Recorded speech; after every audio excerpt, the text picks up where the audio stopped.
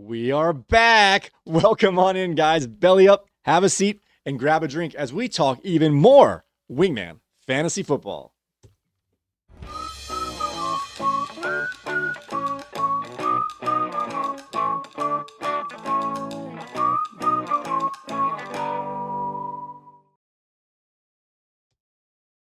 Welcome on into another edition of Wingman Fantasy Football, the league podcast. I'm your host, Michael Furley, and this is November 15th, Saturday, November 15th. This is episode 193, and we're going to do a very special part 2 for our Week 11 preview. And it's my great pleasure to welcome back to the bar Mr. Bernie, a.k.a. Team B. I'm Cuban B. Yes, Cuban B.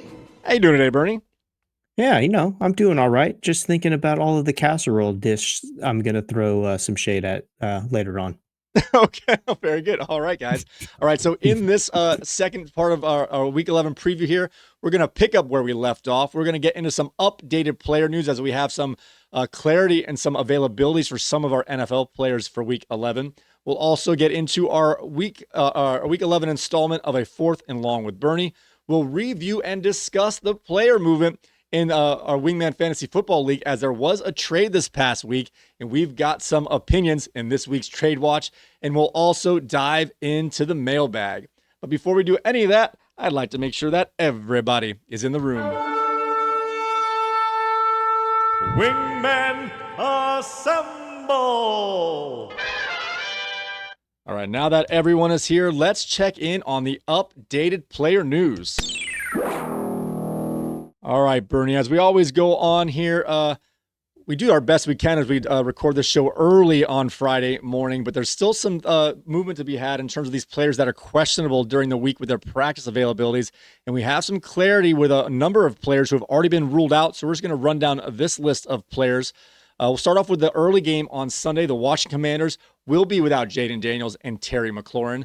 Cincinnati, although Joe Burrow did get back on the practice field in sweatpants, he is not going to play this week. Joe Burrow and Samaje Perine are going to be out for Cincinnati. And Tampa Bay, even though they've been trying to tease us with some optimistic news, will once again be without Chris Godwin and Bucky Irving. And the Buffalo Bills will be without Dalton Kincaid once again, or after he left last week's game, rather. So what do you have on these four guys here? We've got the Washington Commanders that are out, Cincinnati, Tampa Bay, and Buffalo. Are all these guys to be expected out, or are any of these guys a little bit of a surprise? Yeah, I think pretty much expected to be out. And if anybody's a surprise here, it's probably Bucky Irving. He was leaning a little bit more towards playing, and we were kind of throwing some shade towards Rachaad White's way. But, Rachaad White's due up to have a good game unless Sean Tucker takes more of a split in the backfield. Yeah, the language around Bucky Irving was as rosy as I've heard it for several weeks here. So that I guess one more week, like you say, better to be safe than sorry here. But it sounds like he'll be back sooner than later. Yeah. All right, moving along here with our New York Giants, we have Jackson Dart in the concussion protocol, and Darius Slayton is also out. He was questionable this week, and we were kind of hoping he'd get a chance to play with Jameis Winston, but that will not be the case as Slayton and Dart are out for the Giants. In terms of the Houston Texans, two of their best players, Kymie Fairbairn and C.J. Stroud, are out this week as well. In Jacksonville's Brenton Strange, although he had his 21-day practice window opened from the IR here, he is not going to return this week. And Arizona receiver Marvin Harrison is out with that appendectomy. Any of these players catch your attention here as potential players who might have come back to play, but all these guys are out? Yeah, pretty much out. I wasn't too surprised about anything here. Darius Slayton probably was the most surprising out of all of these. And again, just like Bucky Irving, there wasn't a heavy lean towards, he's definitely going to be out. But that's okay. I think Theo Johnson coming in the tight end position might help out in the passing game a little bit more. Wan'Dale Robinson is completely capable of doing it. And they did sign Isaiah Hodgkins for a little bit of depth. So Jameis Winston coming in for his first start should have a nice little boost with receivers. Not too many options, but good options. They're definitely good options. Do you think with Slayton out, this makes way for a Hyatt to be the new long bomb threat this week? Possibly, but I'm not sure about this Isaiah Hodgins. I don't know what kind of player he is, so we'll see if he's a deep player, if he's a slot receiver. I'm not too much info on him yet. All right, we're going to finish up with our last 6 teams here. We have the Arizona Cardinals will be without Marvin Harrison as he's dealing with that appendectomy. Seattle, once again, will be without Torrey Horton. Kansas City Chiefs will be missing Isaiah Pacheco for the second consecutive week. This one's kind of been we're talking about during this week here is J.K. Dobbins is also going to miss this week. The reports are he's going to be out for the foreseeable future. However, they have not yet put him on the IR, and they have till Saturday to have this game count towards those 4 games missed. So we'll keep an eye on that one. Baltimore will be without Rashad Bateman and also Justice Hill. This kind of gives a little promotion for Keaton Mitchell, who's been on my very back end of my radar here as he has an explosive tendency. And now he's going to get a chance to play behind Derrick Henry. And Sam Laporta, who honestly I didn't even know was banged up, is also out this week for Detroit. Any of these guys between Marvin Harrison down through the Detroit players catch your attention here? Yeah, Sam Laporta does a little bit. He's got a good amount of looks going his way throughout the course of a good game script. So Amon-Ra St. Brown, JMO, they're going to get a little bit of bump right there. Keaton Mitchell, though, have you seen him stand next to Derrick Henry? I He's don't like, have a physical, like I don't have a picture in my mind of what that looks like, so Yeah. I would say no. So let's say Derrick Henry is a Hot Wheel. Keaton Mitchell is like a Micro Machine, if you remember what Okay. those are. But he's a great change of pace back for what they do. I like this as far as Zay Flowers and the tight end Mark Andrews. Yeah. This helps them out a little bit. Hopefully Baltimore doesn't need to run as much and they can pass a little bit. Can they just put Keaton Mitchell on Derrick Henry's shoulder and do like a chicken fight kind of style here? What do you think? There you go. The real question I think for Baltimore is how involved Isaiah Likely is going to be and how much is he going to take away from Mark Andrews. Yeah. All right, guys. It is now time for my favorite, I usually say Friday morning segment. This is going to come out to you on a special Saturday edition here. It's time for our favorite preview segment. It's a 4th and long with Bernie. First down, the game's over. First down, the game's over. Go for it. This measurement could determine the Giants' It is season. time for 4th and long. With Bernie.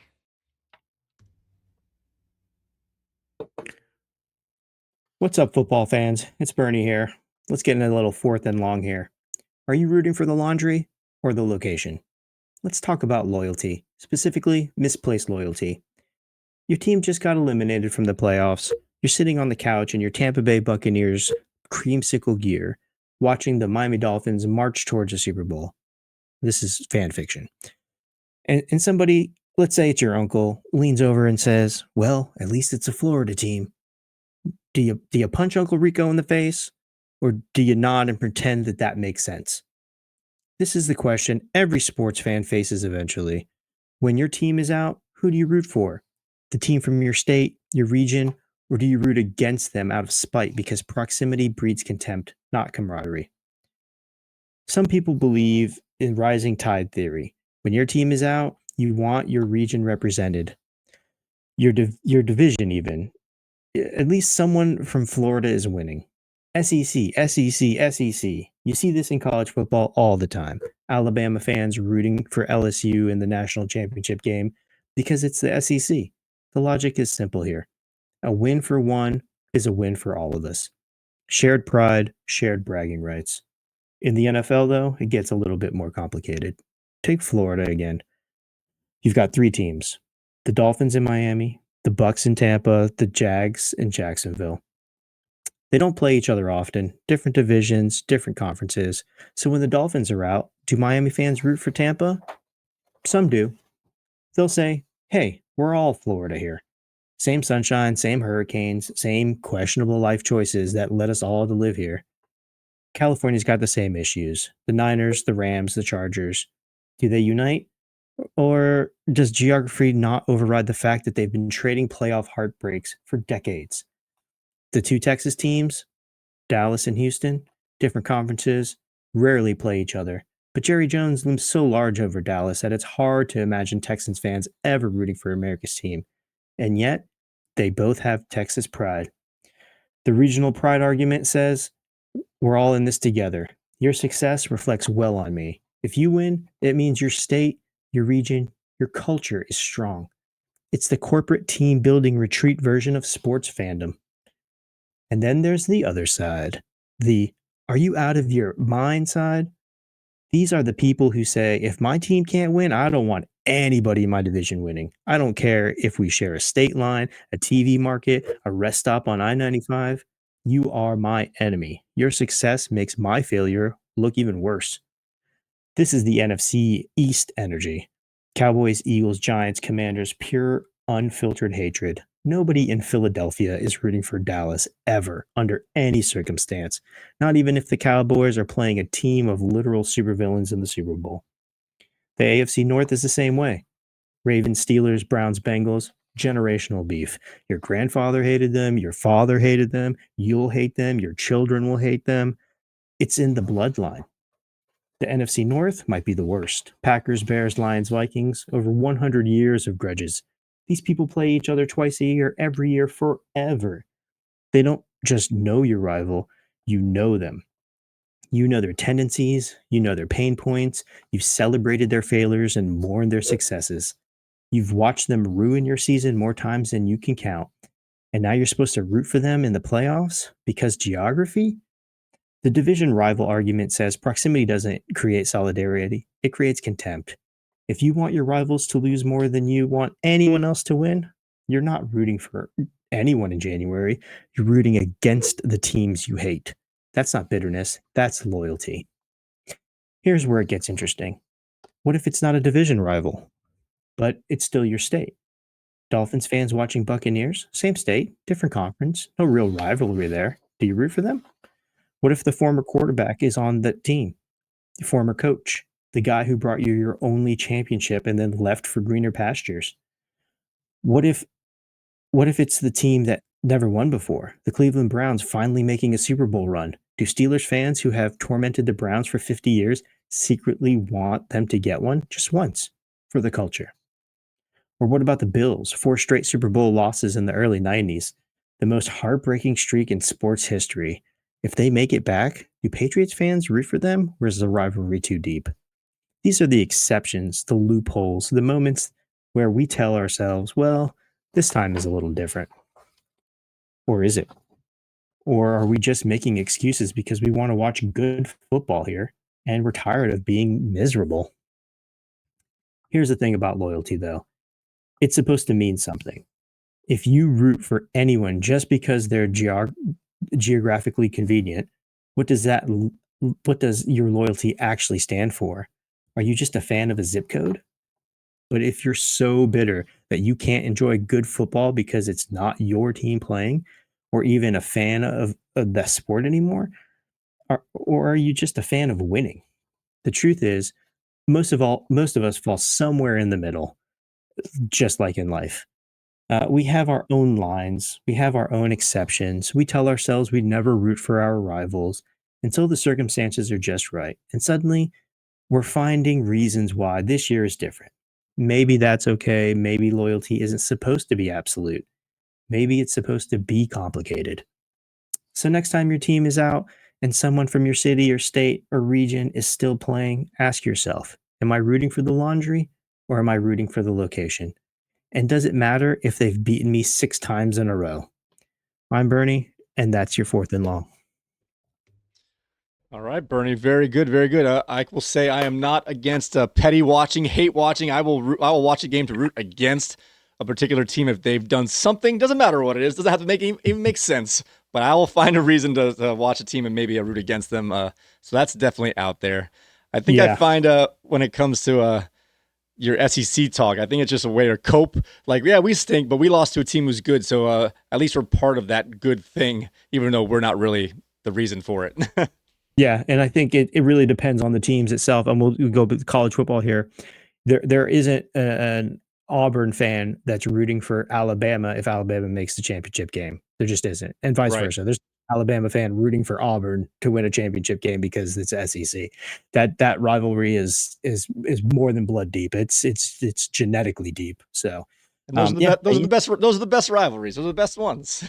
they are. They really are. It's sad. It's almost fun to watch them on TV, and they're at their home stadium, and you just watch the sadness go over those fans' faces, and you're like, love it. I love it. So yeah, it is what it is. You know what? I made a change this year. I said What's that? I would never draft and AFC East players outside of the Dolphins. Like Right. there'd never be a Bill or a Jet or a Patriot on my team. I've changed. It's about winning at this point for me.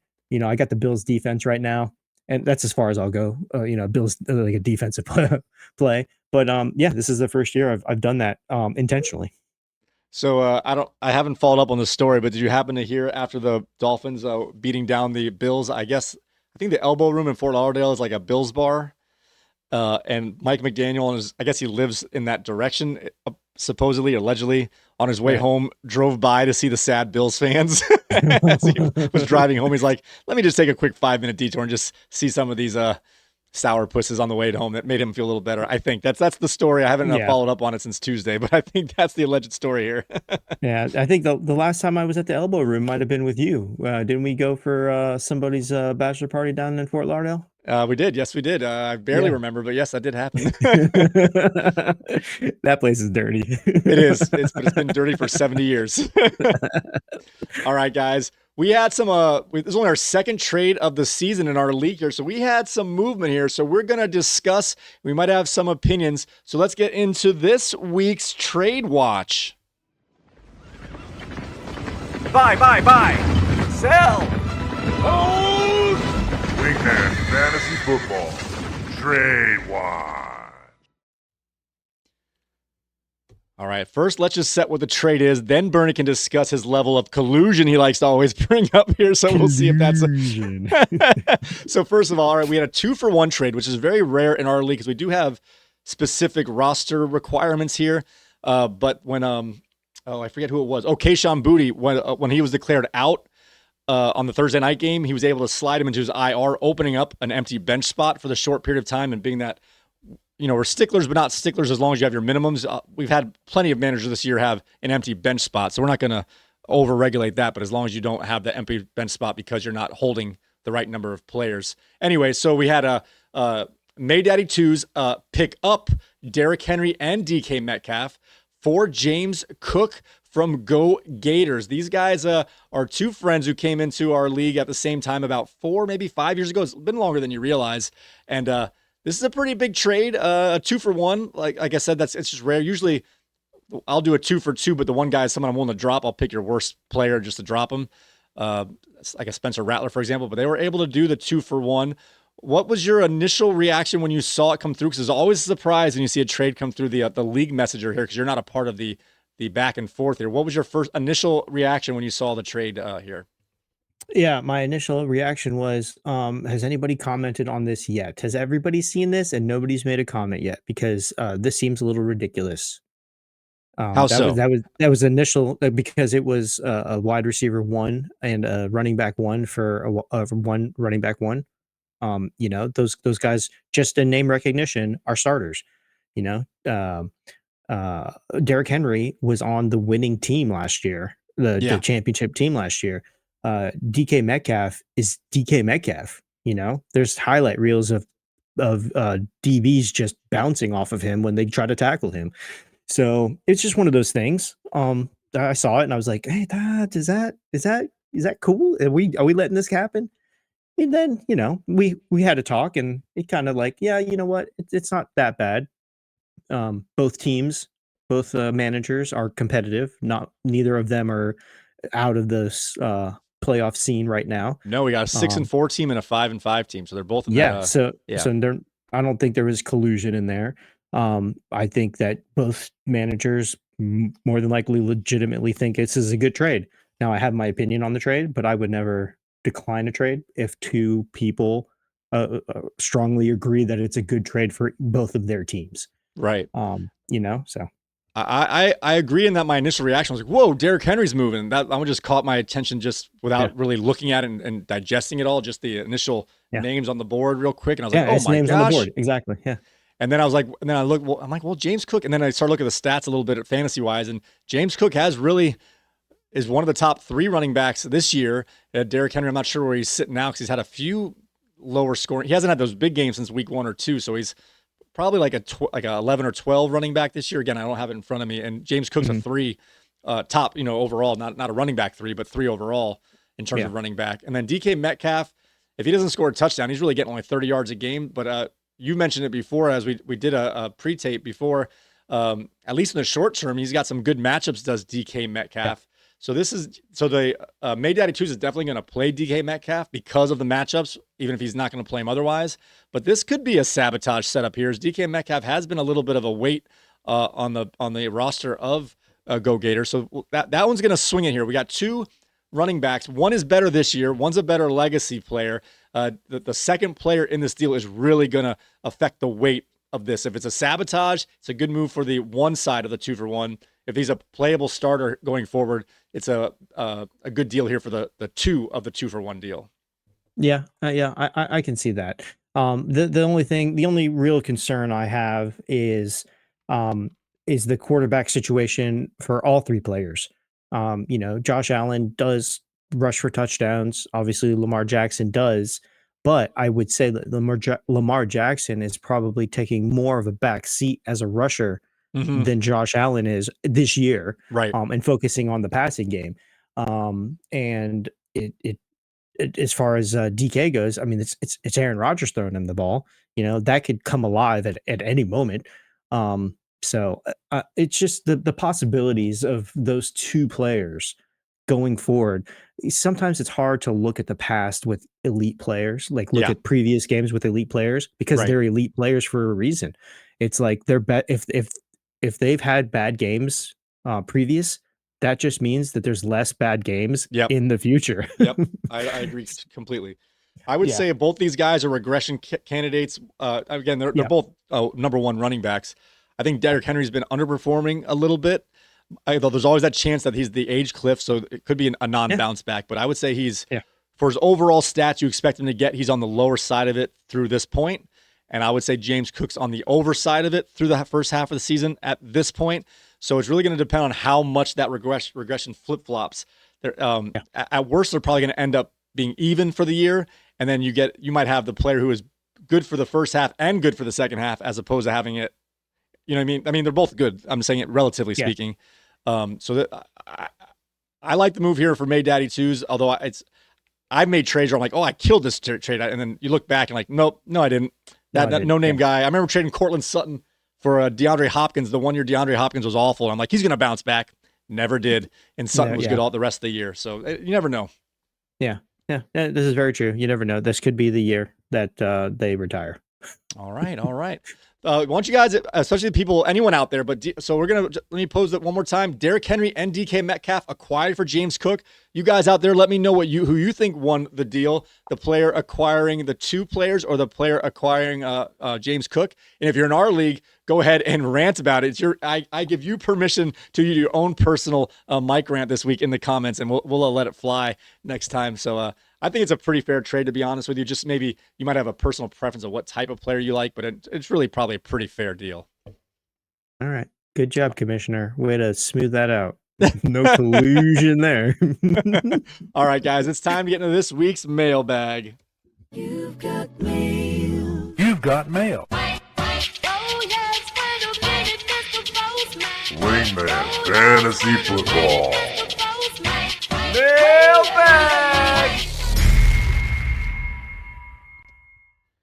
This one comes in from Mike F. I'm not going to try and hide it. That's me. All right, so this one comes in hey, guys, have you seen the comments from A.J. Brown this week in terms of how the offense is not picking up the slack in terms of how the defense is being the major factor in these wins for the Philadelphia Eagles?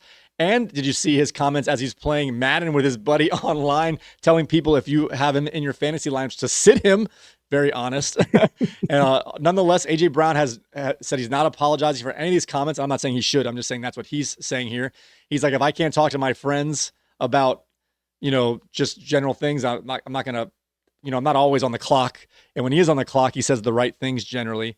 And in terms of his disappointment in the offense, he kind of put it in the team landscape, which is a very interesting and a sneaky quality way to put to frame the argument here is that he's just saying like we're not holding our end of the bargain. Our defense has been carrying us for the majority of the season, and we can't ask them to keep doing it because one of these days, despite their 3 or 4 great games in a row, they're going to have a letdown. It's just the nature of sports, and if we can't pick up our end of the bargain, we're going to let our teammates down. So he's kind of like, let's get the offense going, and I want to be a part of it. So what do you think about the comments? One, the social comments with his friends online saying, don't play me anymore because our offense stinks. And then the more corporate one where he's saying it's about us getting better to help our teammates out. What's your assessment on either variety of these comments from AJ Brown? I think that AJ Brown is a guy that sounds like a stand-up guy. He sounds like a guy that he's just saying it how it is. There's no reason to sugarcoat it. It's plain as everyone can see it. Right. It's just unexpected, and it's not the normal for a high-end player, not high-end. What's the word I'm looking for here? A high value? No. Somebody with his caliber. High caliber player. Thank you. To say something like that, I would put AJ Brown as this next generation's Julio Jones. Julio would never say that. Julio would have his piece, do what he needs to do. He's not catching balls, so he's blocking. He's doing what he needs to do, and AJ does do that. I will say, he's a great football player. So he does what he needs to do to win, but right. He's also a guy that's going to speak his mind, and maybe that's the last chapter in the book he was reading. Speak your mind and create your piece. As far as the online stuff with his friends, like what we talk about as a friend group when nobody's looking, when we're not on the broadcasting platforms. It's like we say what we are thinking. It's not necessarily what we actually believe or feel, but we say it to get it out there to see what other people react to it, to maybe either say, yeah, that's not a crazy idea, or hey, yeah, don't play me because our offense is not very good right now. That's sound advice. I will say, in terms of talking to my friend, it was a live Twitch stream, and so in all fairness, it was out there for everyone to hear who knew what it was. Yeah. My next thought about here, the interesting thing is, regardless of the fact that he's making comments, however, I think they've all been. In years past, I was a TO fan. I know he had his detractors, but honestly, every time I thought he said something, you might have had a smirk behind it, but I always thought he always said the right things, the things that were factual. Like you couldn't argue what he was saying, what was happening. It was, I agree. Go ahead. I'm sorry. Yeah, no, it's fine. So it's like, he's like, I'm just blocking. They're not throwing the ball. I'm going to help the running backs. I'm like, well, he is blocking and he's not getting the ball. But you would think like, but T.O.'s a jerk. And we're not in all those situations where maybe he is, but like, I'm like, he's not really saying anything that's wrong. You might not like that he's saying it, but nothing's out of bounds in my opinion. But the only thing here is that the Philadelphia Eagles are winning Super Bowl champs. So it's kind of interesting to have, I don't want to say discontent, but just outward. He just wants to be a part of. Like I said, great players want to do great things, and he knows he can help. So I mean, again, none of this is like you're doing anything wrong, but it is interesting to see it. Usually, these guys get frustrated when them not being overly involved is contributing to losses. That's not the case with this team. But like he said, like he mentioned, like well, we're our other teammates are bringing us along. We're winning, but eventually we have to hold our own. Exactly. And maybe he feels like the reps in live games is an actual thing. And if he's not getting the reps going downfield in a live game, then when come playoff time comes, if that's going to be when the bulk of the reps get here, that might be too little too late for them to perform. So, I think the word is these players, the TOs, the AJ Browns, the whoever else had made a wide receiver diva comment. They're just not they don't have that diplomatic mind. They're not future politicians. They're just saying what they say, and they're being truthful, and they're really good players, so they can back it up. Yeah. So, and they're not calling anybody out. He's not like saying, Stefanski doesn't know what he's talking about, or, whatever the case is. And then my other question to you about this point is, how often, and as a fantasy manager, or even a fan of a team, but mostly fantasy, because we want certain players to do certain things when it comes to production here. How much do you remember a squeaky wheel, if you will, being a beneficial or non-beneficial? I can't think of any particular in my personal managerial experience here in terms of fantasy, having like, thank God the guy said something because he needs to get some more action here. Do you have any experience either that you've noticed on your own team or just from a distance of these squeaky wheels becoming beneficial to fantasy output for at least the short term, if not the rest of the year? The only one that I can think of that possibly actually the talking made a difference was it Des Bryant? Is it either Des Bryant or was Stephon Diggs back in Minnesota? I can't remember. But I feel it was Des Bryant. Where he said some things and it was like, oh, okay, let's get this guy the ball. Let's make this happen. And I think it might have been Des because Jerry's involved at that point. Yeah. It's not just the coach. Jerry's got his coaches that he can put his thumb on the scale and say, no, we need to get this guy the ball. So it was one of those things. I do have a memory though of a player going at it with the offensive coordinator, and I can't remember who the offensive coordinator was. I can't remember the team. Maybe somebody in the comments will remember this. And then the next game, after the comments, they threw him the ball, like the first 4-6 passes just went to this guy, and he's like, there's your targets. You didn't do anything with them. Kind of like trying to prove a point. Right.